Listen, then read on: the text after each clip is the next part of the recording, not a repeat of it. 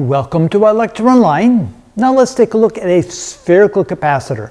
Imagine having a spherical metal shell with charge on it, and then a second spherical shell encompassing the first one with the opposite charge on it. So essentially that ends up being a spherical capacitor. And here we have a drawing of that, a cross-sectional drawing. Notice the radius of the inner shell is r sub a, and the radius of the outer shell is r sub b. So in order to calculate the capacitance of such a capacitor, we have to go back and review Gauss's law.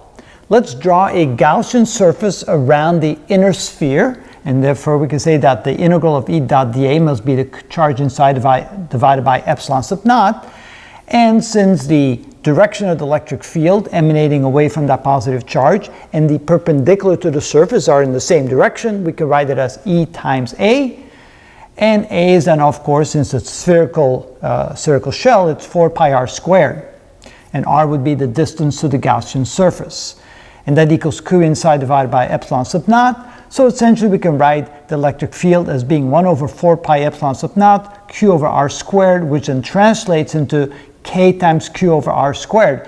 And that's, of course, the equation of the electric field of a point charge. So even though it's a spherical shell inside, it acts as if it's a point charge with all of the charge at the center. And because of that, we can define the voltage at the radius r sub a and the voltage at the radius r sub b, just inside that surface. And so therefore we can say that the voltage at A is therefore equal to K times Q inside divided by r sub a, and the voltage just inside of B, that would be equal to K times Q divided by r sub b. And of course I should have said just inside r sub b, just inside the outside shell. So now we have the voltage right at this point right here and the voltage right at that point.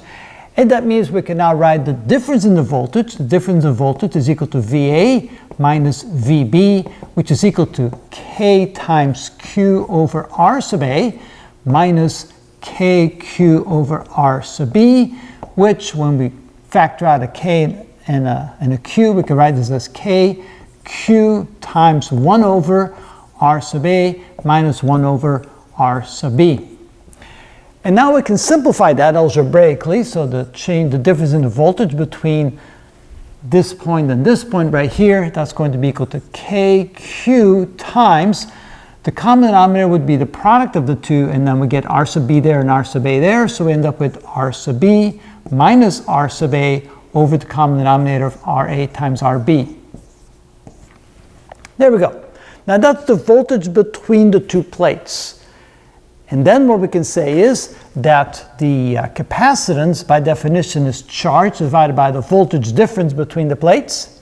And so in this case, that would be Q divided by KQ times RB minus RA over RAB. RARB, I should say. There we go. And then the Q's cancel out. And this can be inverted, so this can be written as C is equal to 1 over K times RA times RB over the difference, RB minus RA. And of course, 1 over K, since K can be written as 1 over 4 pi epsilon sub naught, 1 over K would be the inverse of that, so we can also write the capacitance of a spherical capacitor as 4 pi epsilon sub naught times RA RB divided by RB minus RA, like this, and that would be a good final format for the capacitance of a spherical capacitor. Not so sure if there's a practical use for spherical capacitors, but this is how we would calculate the capacitance, and that is how it's done.